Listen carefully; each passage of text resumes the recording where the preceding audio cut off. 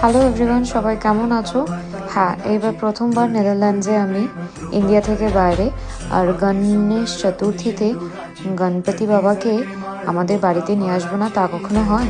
তাই আমরা বেরিয়ে পড়লাম সেন্টারের উদ্দেশ্যে। অ্যান্ড ঠিক এই বেশ মিষ্টি গণপতিকে কিন্তু আমাদের খুব পছন্দ হয়ে গেছিলো।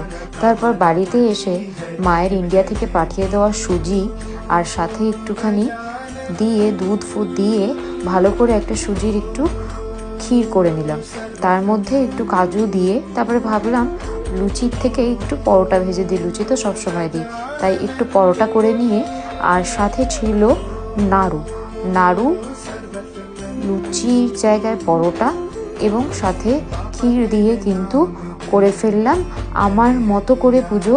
হ্যাঁ, হয়তো এখানে আমরা বেসনের লাড্ডু বা মোদক এগুলো পাইনি, বাট যেটুকু পেয়েছি মন